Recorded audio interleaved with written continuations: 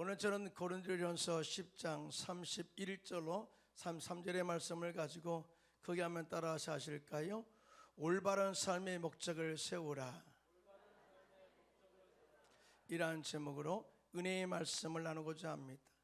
사람들을 자세히 살펴보면 행복이라는 삶의 목적을 향해서 힘차게 달려가고 있음을 보게 됩니다.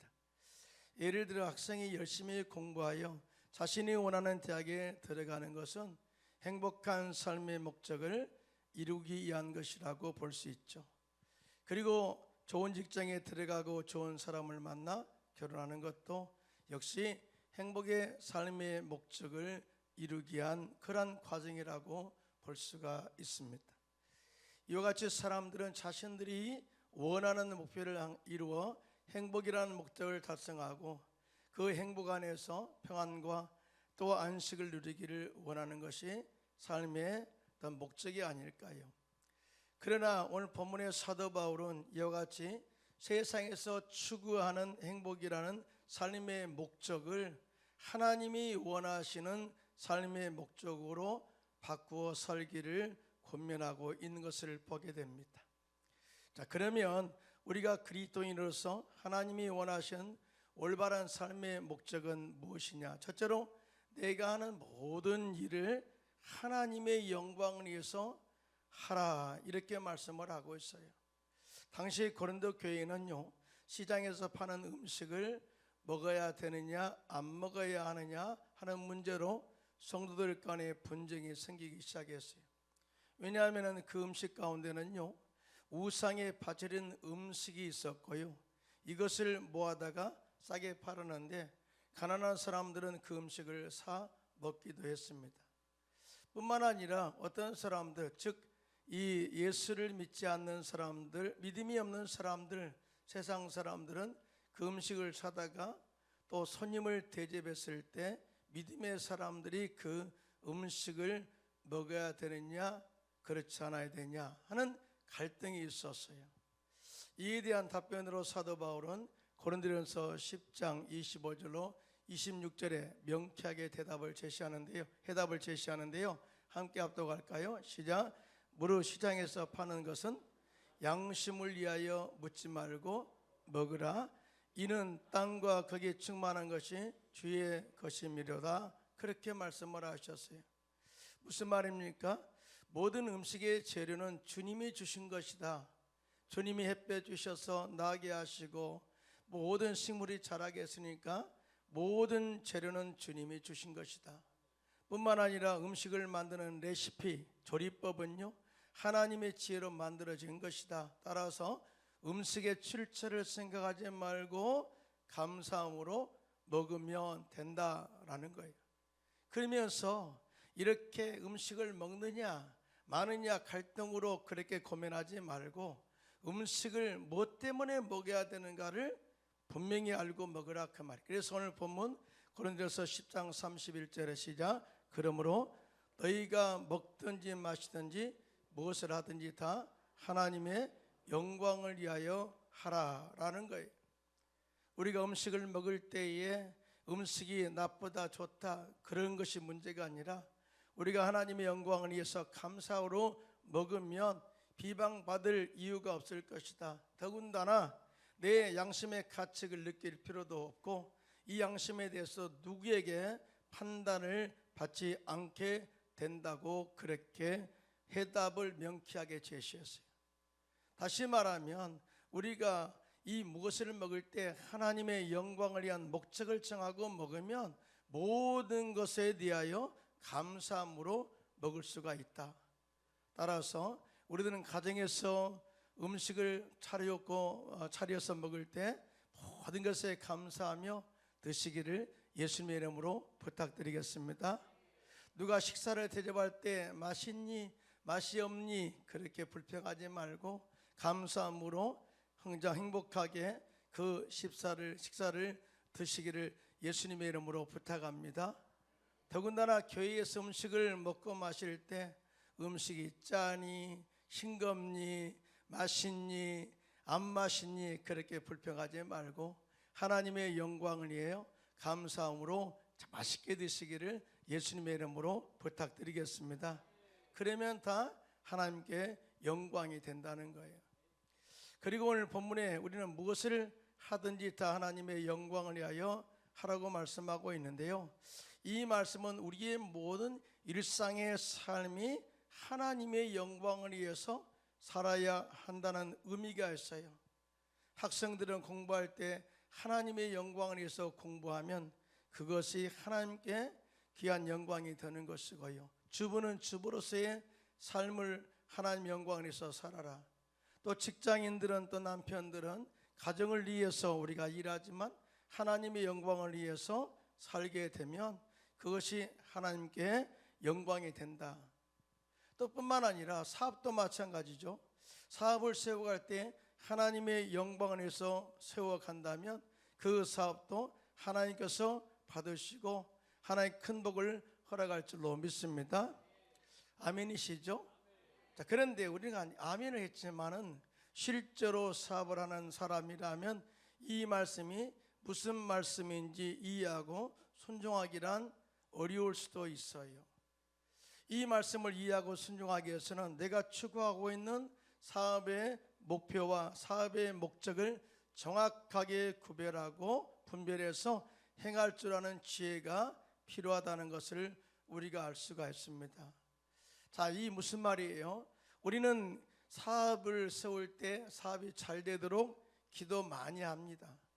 또 뿐만 아니라 성도들에게 중보기도 부탁하기도 하고요, 어떨 때는 목사님께 신방을 요구해서 또 기도하고 그렇게 시작하기도 합니다. 자, 그렇습니다. 하나님도 우리가 사업이 잘 되기를 원하고 귀한 사업을 시작했으면 번성하기를 원하시는 것은 하나님의 뜻이고 또 각자의 당연한 바람이고 꿈이요 기대요 믿음일 거예요. 이것을 다른 말로 거룩한 목표라고 할 수가 있습니다. 여기까지는 모든 그리스도인들이 추구하는 비전이요 기도의 목표요 하나님의 은혜와 능력을 경험하는 과정이라고 정의할 수가 있어요.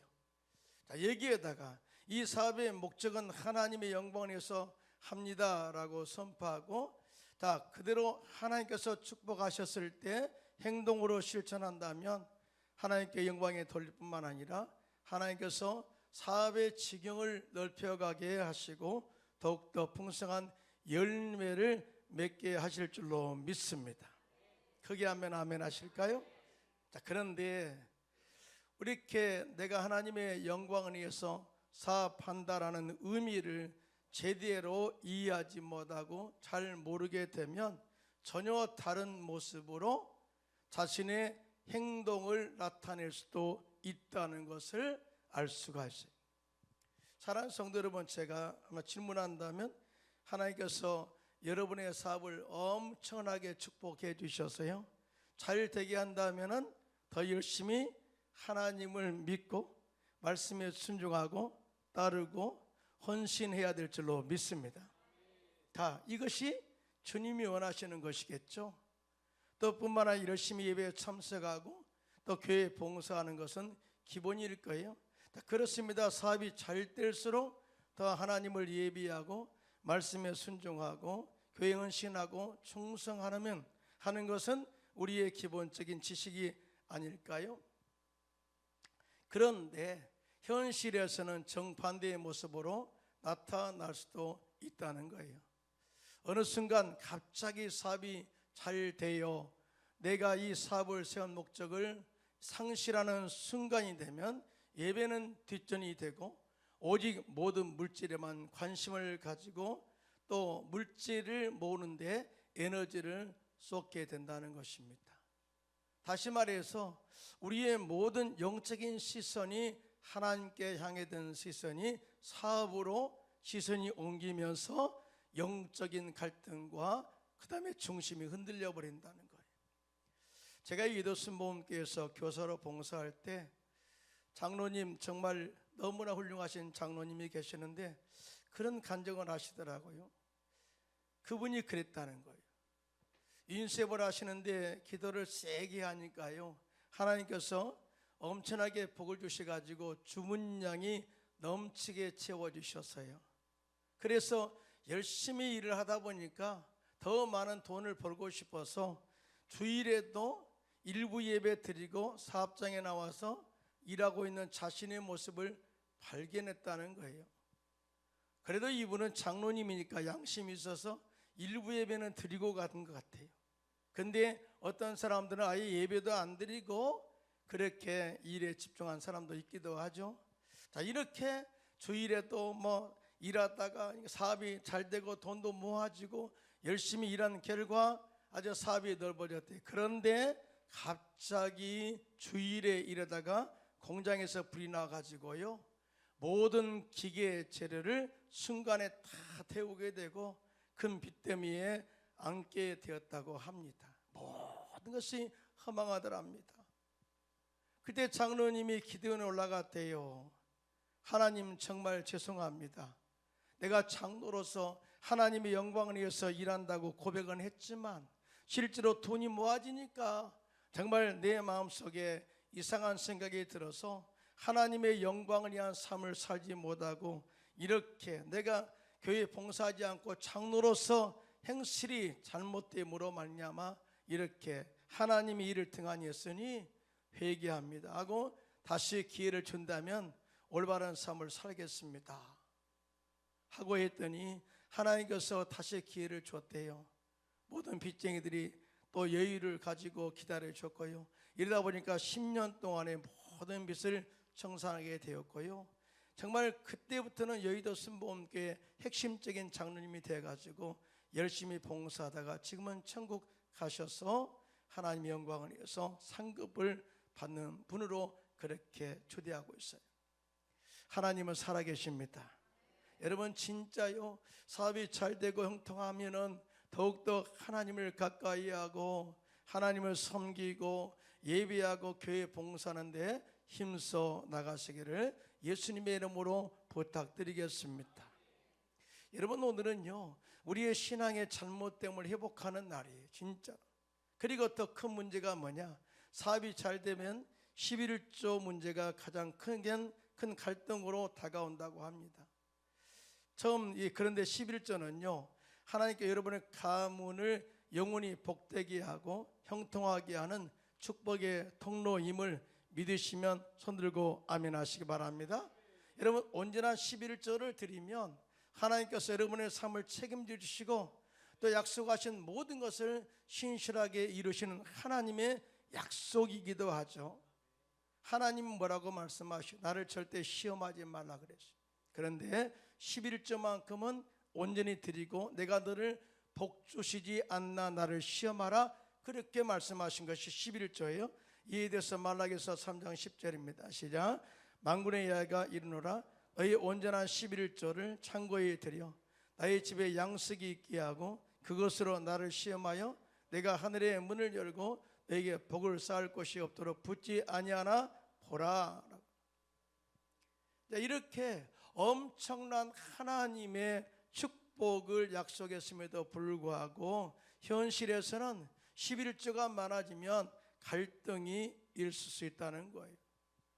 어떤 집사님이요, 사업을 시작할 때 이 사업은 하나님의 영광을 위해서 사업하겠습니다, 11조 철저하게 드리겠습니다 라고 해서 처음에는 11조 잘 드리면서 했더니 사업이 너무나 잘 됐어요. 그런데 문제는 온전한 11조를 내다 보니까 사업이 잘 되니까 어느 때인가부터 아깝다는 생각이 들어서 갈등하기 시작했다고 합니다. 그래서 목사님을 모시고 신방 예배를 드린 다음에 11조에 대한 갈등을 어떻게 해결할까 하고 상담을 했던 것 같아요. 그러면서 이런 고백을 합니다. 목사님, 처음에 우리 사업에 1,000만 원 수입이 있을 때는 100만 원 11조 드리니까 쉬웠어요. 그런데 1억이 넘어가니까 1,000만 원 11조 내기가 그렇게 쉽지 않습니다. 어떨 때는 이걸 절반에 500만 원 드려서 그렇게 하나님과 타협도 보기도 하고, 또 그런데 더 문제는 수입이 10억이 넘어가니까 1억 이상을 11조로 헌금하기는 더더욱 쉽지 않았다는 거예요. 여러분, 만약에 10억이 갑자기 사업이 잘 되고 됐어, 그럼 여러분 1억을 팡팡 내겠어요? 그거 참 어렵습니다. 어려워요. 그래서 이런 모든 갈등 문제를 어떻게 해결하면 좋겠냐고 그렇게 했더니 목사님이 아주 명쾌하게 대답을 하시답니다. 집사님 걱정하지 마세요. 10억 낼 필요 없습니다. 지금부터는 내가 기도해서 집사님이 100만 원만 11조 낼 수 있도록 수입을 줄여달라고 기도할게요.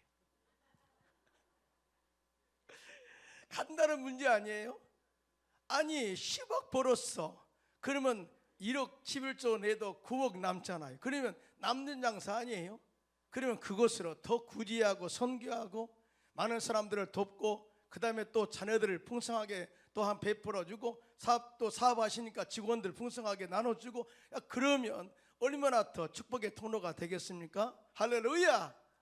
그런데 그렇게 갈등한다면 목사님의 간단한 해결책, 앞으로 수입이 줄어들어서 100만 원만 내게 하면 아주 갈등이 해소될 거라고 했더니 아이고 목사님 제가 농담한 거예요 그랬다고. 그리고 제발 그렇게 기도하지 말라고 그렇게 회개하고 회복했다는 그런 간증이 있어요. 사랑하는 성도 여러분, 사업이 잘 되면 또 직장 생활에서 남편이 이렇게 또 돈을 잘 벌어서 가정에 가져오면 넉넉하고 좋은 것입니다. 믿으시면 아멘. 그런 만큼 또 우리들은 하나님의 영광을 위해서 온전한 11조도 드리고 교회의 기쁨으로 봉사하고 그것도 건강할 때 말이죠.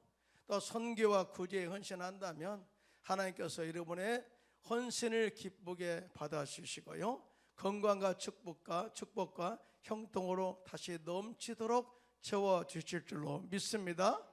여러분 믿으시면 아멘. 둘째로 내가 속한 공동체 안에서 유익이 되는 삶을 살아야 한다라고 그렇게 삶의 목적을 이야기해요. 사도 바울은 본문 고린도전서 10장 32절로 33절입니다. 시작. 유대인에게나 헬라인에게나 하나님이 교회나 거치는 자가 되지 말고 나와 같이 모든 일에 모든 사람을 기쁘게 하여 자신의 유익을 구하지 아니하고 많은 사람의 유익을 구하여 그들로 구원을 받게 하라. 이렇게 말씀을 하고 있거든요. 자, 이 무슨 말씀이에요? 당시 고린도 교회에는 사실은 이 문제가 하나 생겼는데 성령의 은사로 인한 갈등이 있었어요. 당시 고린도 교회는 하나님께서 성령의 은사를 많이 부어주셨습니다. 그런데 문제는 뭐냐? 주님께서 그들에게 부어주신 성령의 은사로 인해서 조화를 이룬 것이 아니라 서로 다투고 인정하지 않고 무시하고 자신의 유익을 추구함으로써 오히려 교회 내 분쟁을 초래하게 되었어요. 아니 하나님이 더 그 교회가 부흥되고 성장하도록 은사를 부어주었는데 아니 오히려 그 은사로 말미암아 트러블 메이커가 되었으니 하나님이 절대 마음의 기쁨이 없는 거죠. 그래서 이제는 성령, 즉 하나님이 주신 성령의 은사를 가지고 공동체 안에서 서로를 섬김으로 인하여 기쁨을 주는, 모든 사람들에게 유익을 주는 피스메이커가 되기를 원한다라고 삶의 목적을 바꾸라고 그렇게 권면한 거예요. 그러면 세 가지를 말합니다. 첫째로 우리는 교회 공동체 안에서 말과 행동으로 믿음을 실족하게 하는 사람이 되어서는 안 된다. 그러면서 사도 바울은 이에 대해서 너희는 유대인에게나 헬라인에게나 하나님의 교회에나 거치는 자가 되지 말라. 걸림돌이 되는 사람이 되어서는 안 된다. 사람들을 걷다리 거는 사람이 되어서는 안 된다라는 거예요. 이 말은 말과 행동으로 이 공동체 안의 성도들을 실족하게 해서는 안 된다는 거예요. 근데 그것이 뭐냐면은 성령을 은사를 통한 계급하였어요. 이 성령의 은사는 다 똑같은 거거든요. 여러분 믿으시면 아멘. 자, 그런데 이 특별히 당시에 방언을 말하는 사람들은요, 내가 하나님과 직통 계시를 하기 때문에 내가 방언 기도하면 다른 사람들은 알아들을 수가 없다 라고 하는 영적인 특별성을 제시하면서 애언의 은사를 하는 사람들을 무시했어요. 이러한 문제를 해결하기 위해 사도 바울은 성령의 은사는 하나님이 주신 것이고 다양하게 주님의 뜻대로 주신 것이기 때문에 모든 성령은 하나님 안에서 아름답게 조화를 이루어야 된다라는 말씀으로서 그 답을 제시합니다. 자, 이에 대해서 고린도전서 12장 4절로 11절 함께 길지만 또 인내를 가지고 합독하겠습니다. 시작. 은사는 여러 가지나 성령은 같고 직분은 여러 가지나 주는 같으며 또 사역은 여러 가지나 모든 것을 모든 사람 가운데서 이루시는 하나님은 같으니 각 사람에게 성령을 나타내심은 유익하게 하려 하심이라. 어떤 사람에게는 성령으로 말미암아 지혜의 말씀을, 어떤 사람에게는 같은 성령을 따라 지식의 말씀을, 다른 사람에게는 같은 성령으로 믿음을, 어떤 사람에게는 한 성령으로 병 고치는 은사를, 어떤 사람에게는 능력 행함을, 어떤 사람에게는 애언함을, 어떤 사람에게는 영들 분별함을, 다른 사람에게는 각종 방언 말함을, 어떤 사람에게는 방언들 통역함을 주시나니 이 모든 일은 같은 한 성령이 행하사 그의 뜻대로 각 사람에게 나누어 주시는 것이니라. 할렐루야. 우리는 다 성령으로 충만받아야 될 줄로 믿습니다. 그래야 교회에 성령의 능력으로 봉사할 수 있다는 거예요. 근데 이보다 더 중요한 게 무엇이냐? 성령의 은사의 다양성을 인정하고 서로 세워주고 이루함으로써 공동체 안에서 하나님의 영광을 위해서 귀하게 쓰임받기를 원한다라고 말씀을 하고 있어요. 여러분, 받은 성령의 은사로 이렇게 공동체의 기쁨이 되고 유익이 되는 그런 섬김이 있기를 예수님의 이름으로 축원합니다. 두 번째, 또한 이 교회의 기쁨이 되는 것은 모든 일에 모든 사람을 기쁘게 하고 많은 성도에게 유익을 끼치는 그리스도인이 되어야 한다라고 말씀을 하고 있어요. 그러면서 사도 바울은 나와 같이 모든 일에 모든 사람을 기쁘게 하여 자신의 유익을 구하지 아니하고 많은 사람의 유익을 구하라라는 거예요. 자, 이 말씀은 나와 같이 모든 일에 모든 사람을 기쁘게 하라라고 하는 것은 나도 너희를 위해서, 너희의 기쁨을 위해서, 너희 공동체의 기쁨을 위해서 내가 희생하고 헌신하고 섬겼듯이 너희들도 나 자주 성도들을 섬기며 너희의 섬김을 통해서 성도가 기뻐하고 유익된 삶을 모범으로 모델로 살라라고 하는 그런 영적인 의미를 제시하고 있어요. 여러분 믿으시면 아멘. 여러분, 우리가 섬기면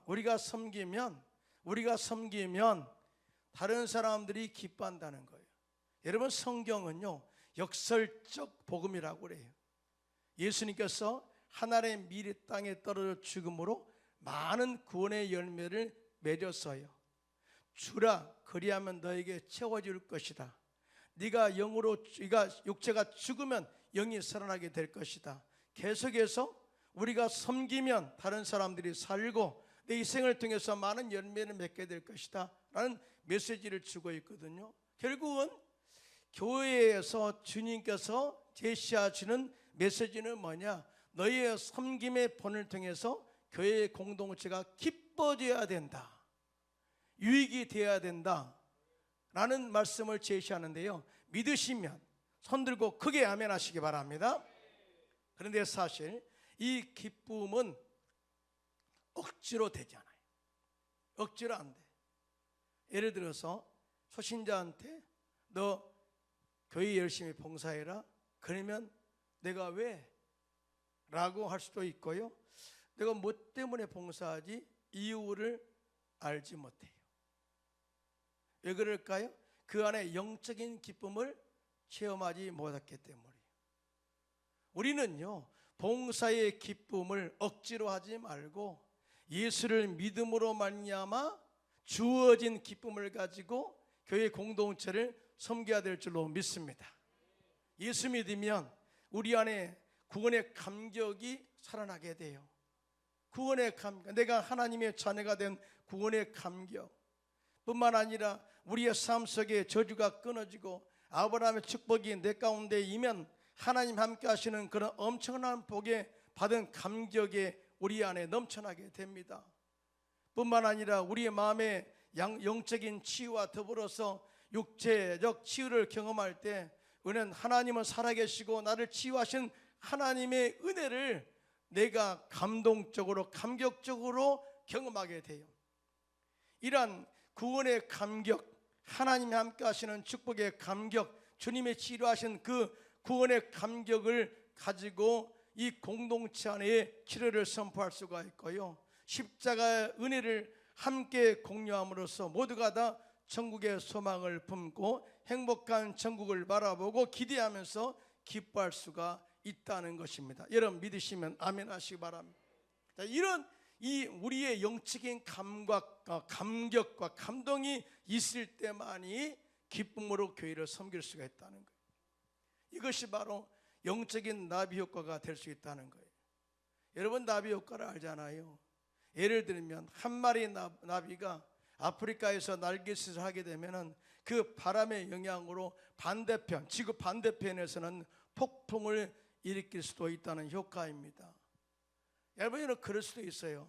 사실은 어떤 사람이 이 교통 정리를 하고 있어요. 어떤 사람이 밖에서 할렐루야 하고 웃으면서 성도를 맞이한다고 생각해 봐요. 그런데 버스를 지나가다가 어느 사람이 그걸 본 거예요. 아니 우리는 그냥 등한히 지나쳤는데 저 버스를 타고 하던 어떤 사람이 그걸 보고 갈등하죠. 생각하죠. 저 사람은 무엇 때문에 저렇게 기쁠까? 나는 정말 괴롭고 힘들고 인생 삶이 싫어졌는데 정말 내가 언제 죽을까? 죽음 날만을 기대하고 있는데 저 사람은 기쁘게 봉사해? 그 이유가 뭘까? 갈등하다가 교회를 나오게 되었다. 생각해 보세요.